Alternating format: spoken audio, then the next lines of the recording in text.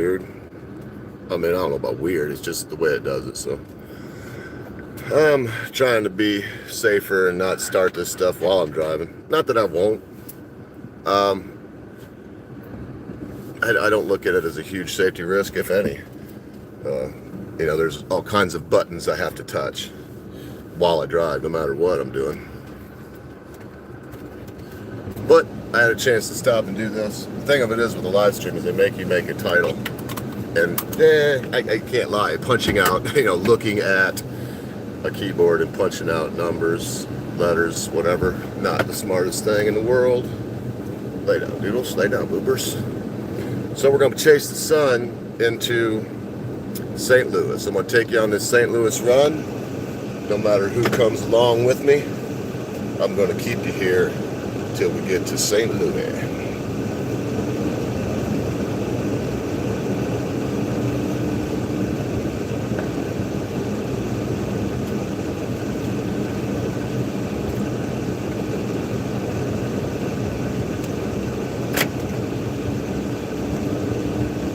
South.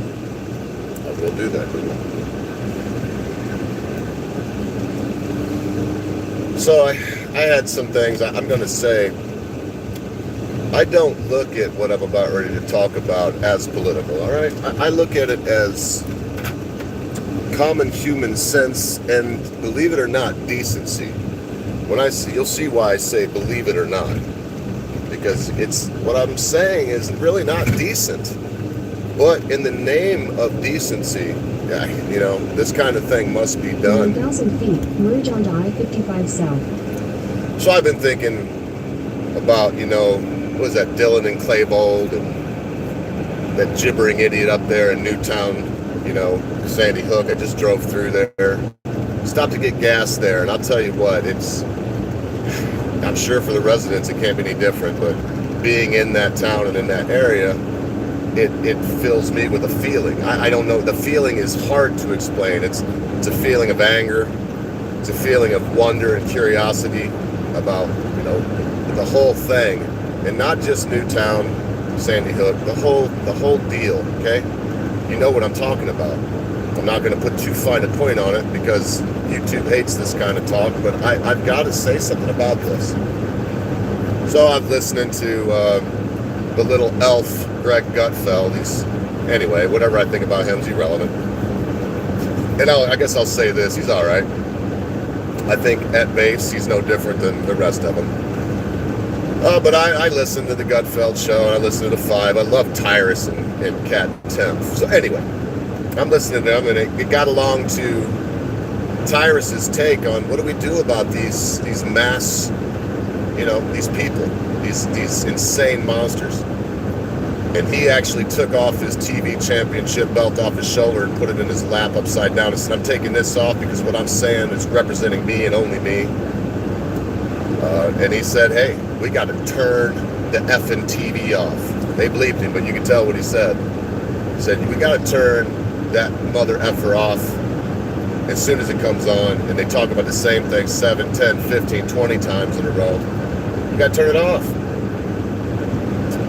And then he said only one thing should be broadcasted, and that was the person that committed the atrocity slowly bleeding out and begging for help as their life ebbs away. And I got to thinking about that and about how humane and how kind that statement really was. What an excellent thing to say from a gentleman that has a lot of experience in life, of both the good and the evil sides of it. I want to say this. I would say I not only totally agree, but we need to take a page out of the book of the old FBI and the old crime busters in the old days where, they'd shoot up a gangster and they wouldn't say much. They'd say, underboss, so-and-so, and then they'd have him there in the spaghetti joint with spaghetti everywhere, riddled. I mean, think about Dillinger, Viagra Theater. They gunned him down in the blood, in the mud, in the cat shit in the alleyway.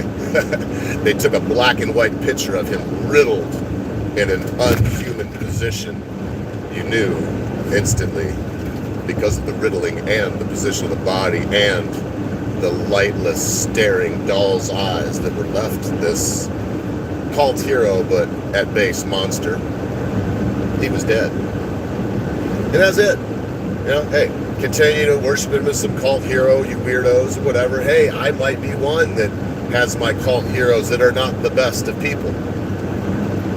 But that being as it is, he's dead. Here is a black and white picture of the riddled, mangled remains of the scourge on society. Yes, I said scourge. And I don't think it should be any different with these monsters. Pardon me if I dead name. I don't even know what the name was. It just came to mind, the one name, but I'm not even going to say it because I would be going against what I'm saying now. They should have put whatever gender they cared to put on this piece of filth.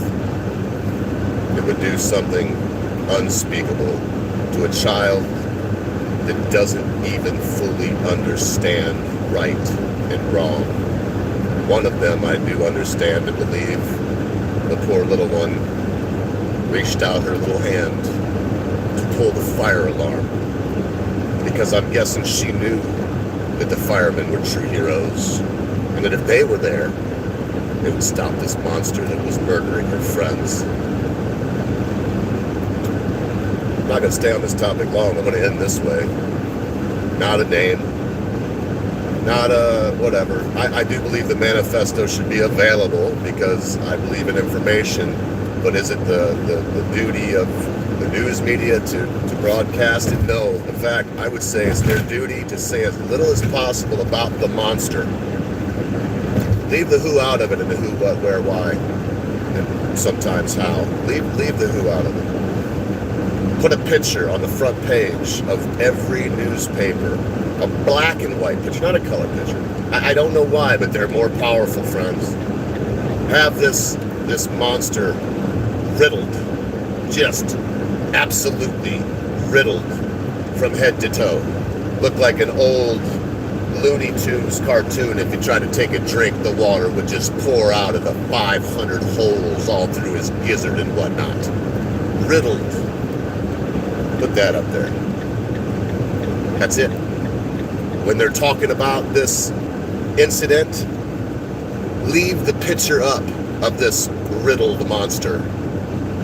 Make no allusion or make no mouth sounds concerning its past or its upbringing or its gender dysphoria or anything else. Say nothing.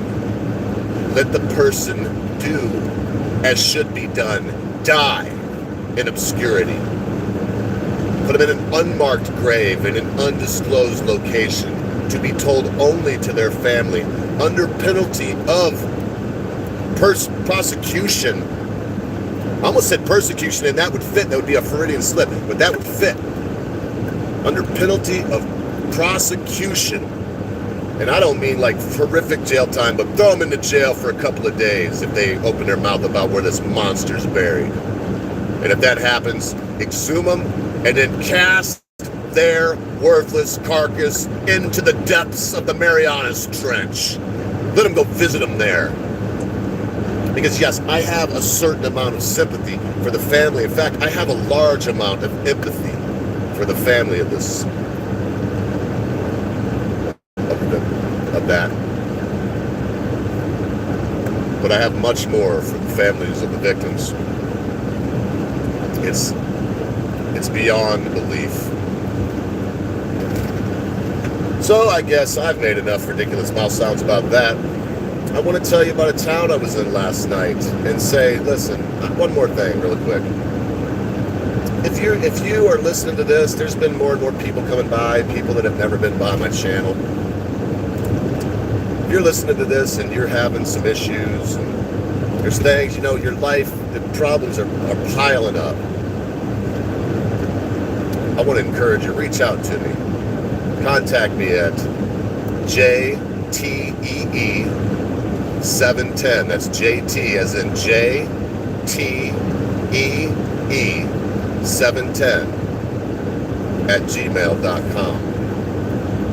And if I can't help you, and I do have a history of counseling. I'm not saying that I could solve your problems, but if I couldn't help you, I could definitely direct you to a good psychologist, not psychiatrist, not somebody that's going to want to stuff you full of more dope, whose side effects are mass murder and suicide, but someone that will sit down and will help you examine yourself, not to look extrovertedly at the world, but to look introvertedly at yourself, to shine the spotlight at the very heart of you. Why? Because 99.999% of our problems originate, dwell, remain, and propagate in between our ears, friends. These things happen in our own minds. A lot of the time, there is no need to feel this way. We just find ourselves in a funk. So I'm going to leave it at that. Just one more time, my email address is jtee710 at gmail.com. And if you're struggling with anything, drop me a line. Oh, hell, if it makes you feel better to drop me a troll and just, tell me whatever. It's fine. I have big shoulders and I understand the nature of the internet, and it would be very difficult to hurt my feelings, friends. It's hard to hurt something that doesn't exist. No, I have feelings, but I do know when to allow them to be hurt and when not to allow them to be hurt. And, the internet, it's not going to hurt my feelings. It's some ambiguous thing that doesn't even exist, really, except for in our own minds. So that is the end of that. Now I want to talk to you a little bit about where I stayed last night at the Eastgate Mall in Bloomington, Normal, Indiana. I like to just call it Normal. And to me, it was normal because it is if you went back to 1988, maybe 1989, and you're there. Now, the mall that I was at was defunct. There was a Planet Fitness in it. There was a record store that called itself a music store. So I did call, and a lovely, what sounded like a transgender human answered the phone and said that their name was Jennifer. And in the middle of the I'm going to tell you the kind of guy I am. Because listen, I'm not out to hurt anybody's feelings, but do not force me. If this person would have been like, you must do this, blah, blah, blah, do not force me. I won't want to do it. So this beautiful transgendered person was like, hello, this is Jennifer. I'll help you. We were talking for a minute. And in the middle, I said, oh, sir, why didn't you call? And then I realized that sir was ringing out in my own head. And at the end, I said, what did you say your name was? And they said, my name is Jennifer, sir. And I was like, oh, I'm so sorry if I misgendered you. I really honestly did not mean to do that. No offense to you. I meant to give no offense. Right away, they very politely said, no problem, sir. I have a very deep voice. And by the way, they were assuming my gender also, but I said my name was Dustin, and it's kind of hard. I don't even affect anything of feminine, I don't believe. If you see that, it's not intended. When I look in the mirror, I kind of see the pinnacle of masculinity. With respect, everybody, I'm not saying that I'm just a man. I am a man. There's nothing about me that's not a man. I like loud things. I like stuff that goes boom, and I like screeching tires and the smell of burning rubber, and burning diesel fuel makes me horny. That's the way it is. I'm a male. And it was such a nice exchange. And then, it hit me that even though I'm here in Normal, that's stuck in 1988, there's still people that exist that are, they're different. Does that mean that I look at lovely Jennifer, and I didn't see this person, but they were a lovely person to talk to. But does that mean that I look at lovely Jennifer and don't feel a little sympathy for someone that is presenting body dysmorphic disorder, gender dysmorphic dysphoria? No, I empathize. I feel bad. I have a problem myself. It doesn't matter. Now I'm a little chubby right now because I can feel it. I'm feeling my belly. I'm a little chubby. But here's the fact. I have been, for a good chunk of my life, in very, very, very good shape. You know, running 5Ks every morning, down to around 180 pounds, which is my excellent fighting weight. You know, I could never jump higher, run faster, do all those things as good as it can be done if I'm not at 180. 175 is too skinny, and 185, I'm putting on too much lead in the seat. So I look in the mirror, even whenever I'm in good shape, and I always see a fat little 10-year-old boy looking back at me, and, you know, and he's being laughed at, being called fat boy, and, you know, milk lemonade, around the corner fudge is made, look at his big boobies, and all these things. Things that happen to you when you're young, it's very difficult to just erase them.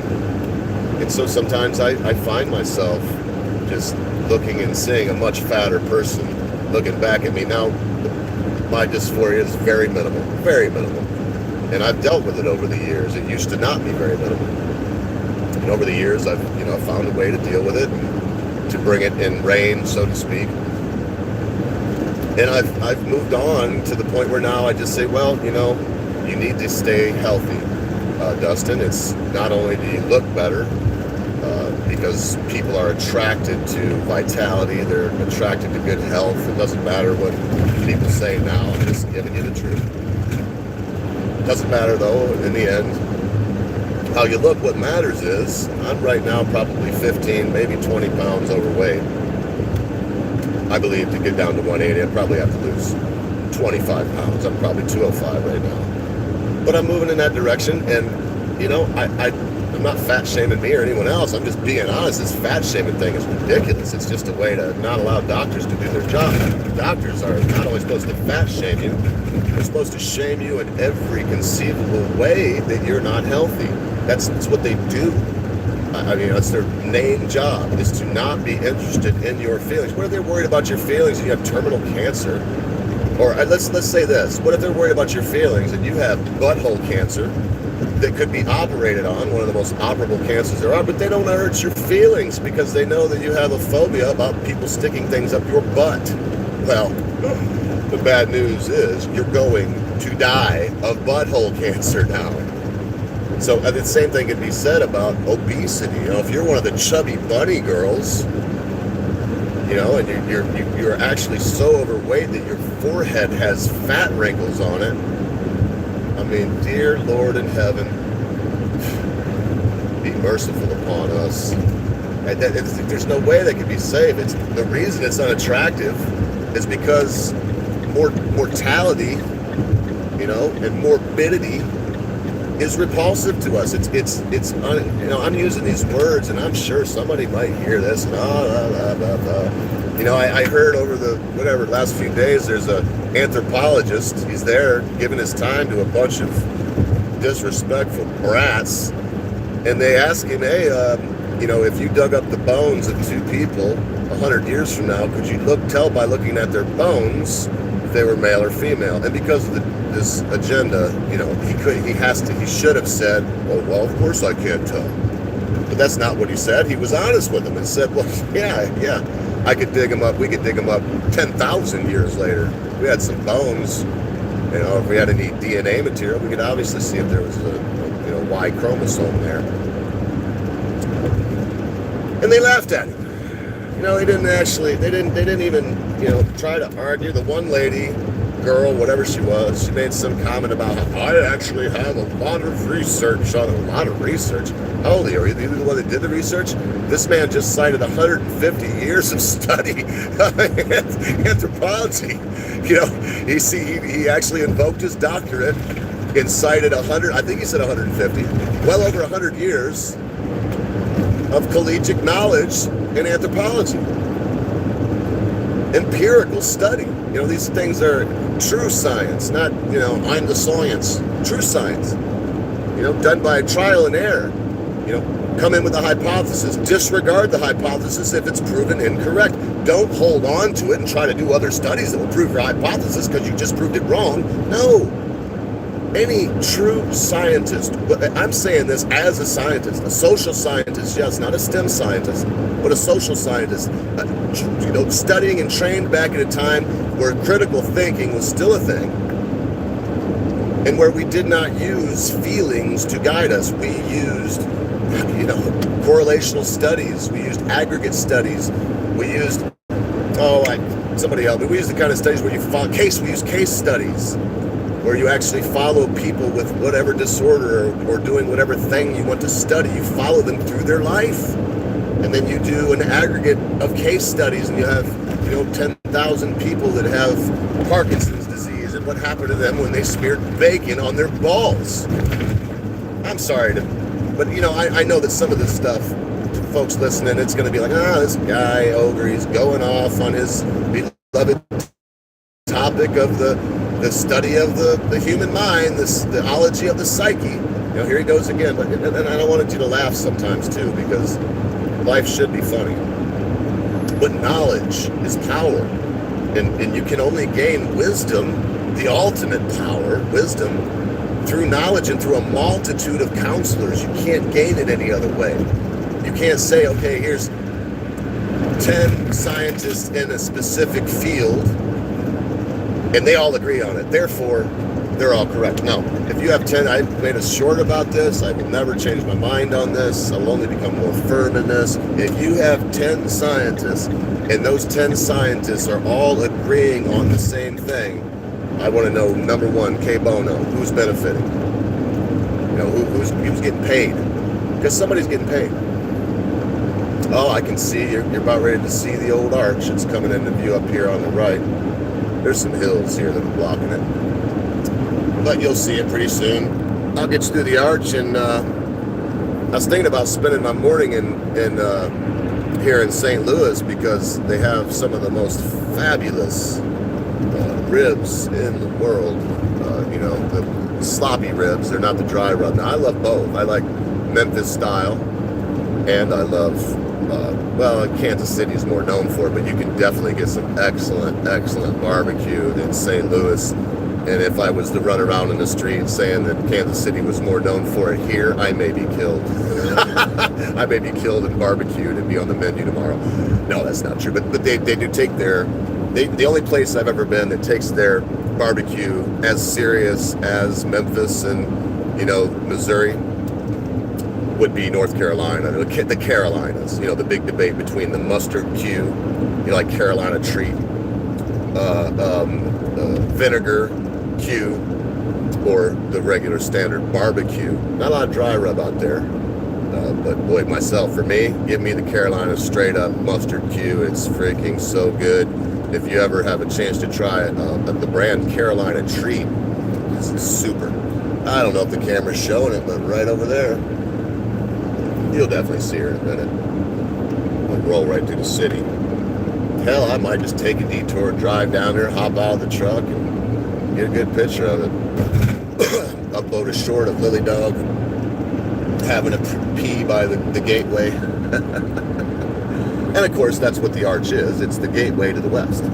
It's the great arch of St. Louis, Missouri. This was always considered the gateway city. The separation of this east and west. I gotta stay on 55 south. 0.4 miles. Keep left at the fork to stay on I-55 south. Yeah, thanks for that, Google, but you weren't saying nothing to me, man. When did you hear me talking? And you decided, not to interrupt? I don't know, big dummy.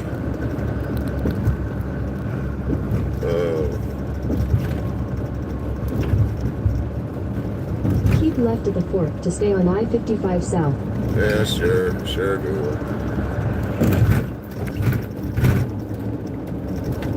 Continue on I-55 south for 1.5 miles. Okay.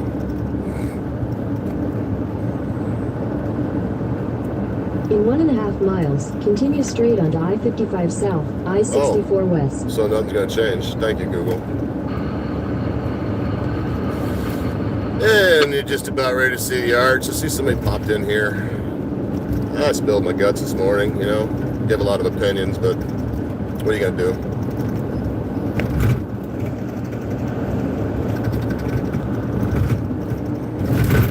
Boy, all the trees in the way. You're gonna get a shot. There we are. The big old St. Louis arch. When it's sideways, you can hardly see it because it's so thin. It's like a thin man. Like Jack Sprat, he could eat no fat, his wife could eat no lean.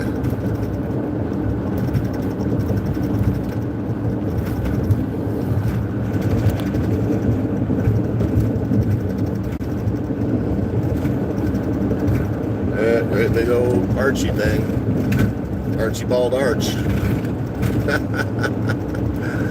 I'm not giving you too good a shot of it, but I can't obviously pay too much attention to the camera or I'll kill myself in some innocent four-wheeler. In a quarter mile, continue straight onto I-55 South, I-64 West. Sure. I'll do that, good.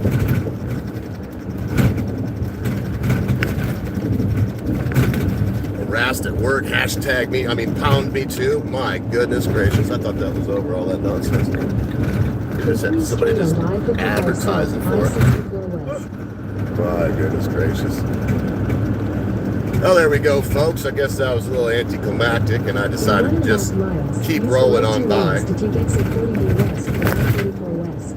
But I've been really moon rock joints. Hey, I spread the old sign, moon rock joints. Now, I do believe that's where they take marijuana flowers and they like coat them in rosin. It should be rosin and not resin. In other words, solventless, not solvent free. And then they coat them in keef. Oh man alive. I'm not sure how you roll a joint out of that. Not that I'd smoke any of that stuff, but I'm not sure how you do it. It would be very, very resinous and hard to hit. But there you go. Moon rock joints advertised on a giant billboard in St. Louis. You gotta love St. Louis. See you in St. Louis.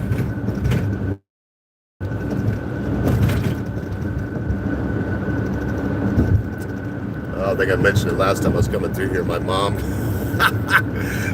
was coerced by my niece to go up in that thing. My mom is just morbidly claustrophobic. In half a mile, use the right two lanes to take exit 40B West for I-44 West. Sure will. We're gonna crush this little four-wheeler though, Google. Anyway, my mom climbed up in that thing, and Welcome to Missouri. it was far too late to change her mind, obviously. And so by the time she got out of it, the story goes she was just unable to walk, in a complete meltdown. Use the right panicked. two lanes to take exit 40B West, then keep left at the fork. CBD and kratom. Mushrooms for the psychedelic curious. They sell mushrooms here. Oh my goodness. I have no opinion on that. Continue on I-44 West for 1 mile. Before I let y'all go, there is actually a theory called the stoned ape theory that goes, a monkey was foraging one day and came across this lovely looking delicious mushroom and ate it.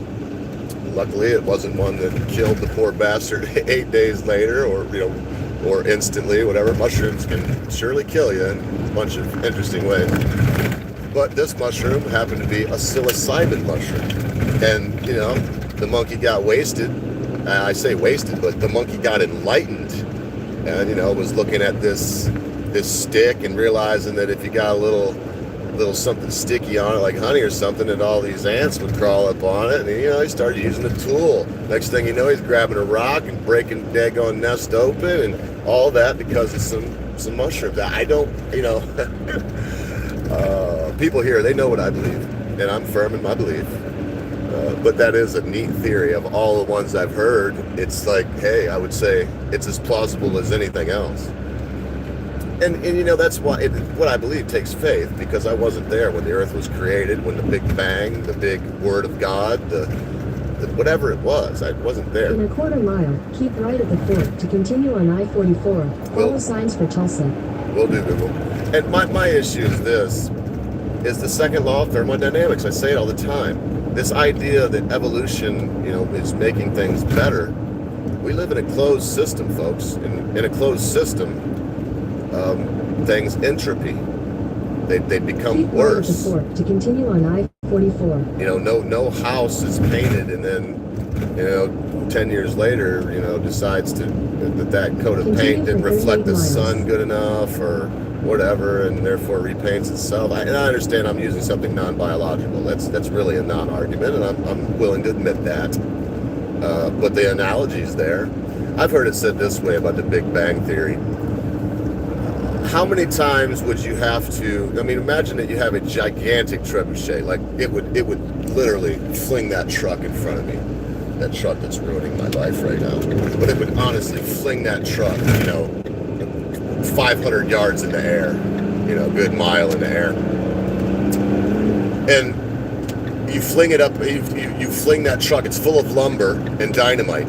And you fling that truck up in the air 500 yards and ignite it, and down falls 3 perfectly made log cabins. Could it happen? Hey, the laws of probability say that anything is possible. Damn near anything. In fact, the laws of probability say anything is possible. Not probable. Not everything is probable. And throwing up a giant semi-truck full of dynamite and lumber and having 3 beautiful, well-made log cabins fall to the ground, I would posit here, is extremely improbable. All right, I don't know, that was some rambling there. So we are, as you can see that quick, we're out of St. Louis. So out of St. Louis that I was already starting to ramp up the speed, but it's still 55, so I ramped it back down. Thank you so much for joining Lily and I this morning. We sure appreciate it. We're out here alone most of the time, and it's nice to have somebody to talk to. Lily enjoys the attention. She can't believe that she's a minor celebrity now and has a couple shorts where nearly 2,000 people have watched her doing dumb stuff like peeing on the grass or walking down the sidewalk. She appreciates it. She's my beloved companion. And the truth be told, I only have 2 people that are higher on the list than Lily, and that's my beloved mother-in-law and that's my beloved wife. The 2 most excellent women that I've ever known. My mother-in-law just a notch below my wife. And I know that might be unusual. A lot of people hate their mother-in-law, but those people don't have a mother-in-law like mine, who I call Ma, because she treats me as she treats her son. No better, no worse. When I do dumb things, she tells me about it. When I do good things, she tells me about it. The list is so long, folks. She's such a beautiful person. She helps us financially when she knows we don't necessarily need it, but it's makes you feel good when someone helps you out. She helps us. She does all kinds of stuff. She's just and the majority of them surround the psyche and making you feel you're loved and that someone cares about you. And let's face it, it doesn't matter how old a boy gets. This boy is 48 years old now. The love of a mother is irreplaceable. You need the love of a mother. And when you don't have a mother anymore, it's almost as if you have to get a surrogate, but you don't have to, but it's a good idea. So that said, people, remember this. Forget everything else I said, it's fine. My ideas on, smash murderers or whatever, small schmooters, whatever. All these things, my ideas on body dysphoria, whatever. Doesn't matter, forget them all. But remember this. Be good to your friends. Be good to your family members. Be good to your loved ones. Be quick to say you're sorry. Be even quicker to accept an apology, especially when that thing your friend, family member, or loved one has done seems to be so huge, you'll never be able to forget about it. Because constant viewers, my beloved riders, at a time you think not, your friends, your family members, your loved ones, and your life will depart from you. Hope you have an excellent Sunday.